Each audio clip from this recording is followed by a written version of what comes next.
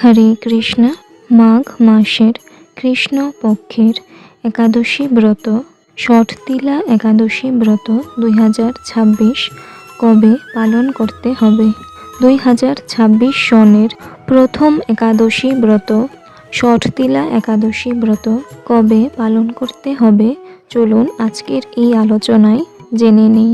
এবং এর সাথে এই ভিডিওটির শেষে থাকছে একাদশী ব্রতের পরের দিনের সমগ্র ভারতবর্ষের প্রত্যেকটি স্থানের অর্থাৎ সবকটি রাজ্যের পালনের সঠিক সময়সূচি।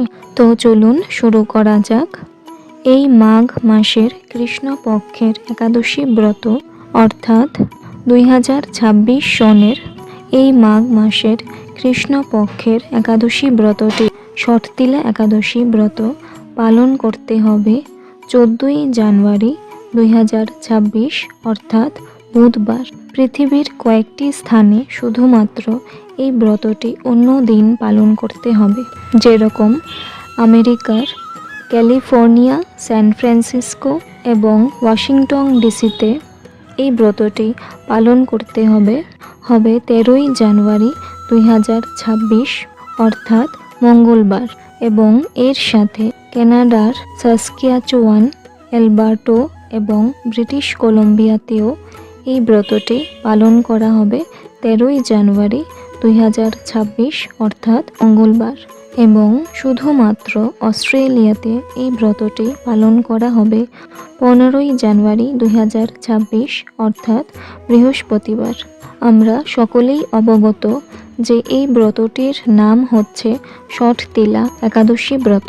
ষট মানে হচ্ছে 6টি কাজ করা, অর্থাৎ তিল দ্বারা 6টি কাজ করা, যার মাধ্যমে শাস্ত্র অনুযায়ী আমরা আমাদের সমস্ত পাপ থেকে মুক্ত হতে পারি। অর্থাৎ এই একাদশী তিথিতে তিল দ্বারা 6টি কার্য করা হয় বলে এই একাদশী ব্রতটির নাম হচ্ছে ষটতিলা একাদশী ব্রত। তিল দ্বারা এই একাদশী তিথির দিনে 6টি কার্য করার বিধান শাস্ত্রে রয়েছে, তাই এই একাদশী তিথির নাম হচ্ছে ষটতিলা। তো 6টি কার্য হচ্ছে তিল দ্বারা প্রাতঃ স্নান করা, তিল শরীরে ধারণ করা, তিল সহযোগে পিতৃপুরুষদের উদ্দেশ্যে তর্পণ করা, তিল ভগবানের সেবায় ব্যবহার করা, তিল ভোজন করা এবং তিল দান করা। এই 6টি কার্য করার মাধ্যমে মানুষ সমস্ত পাপ থেকে মুক্ত হতে পারে।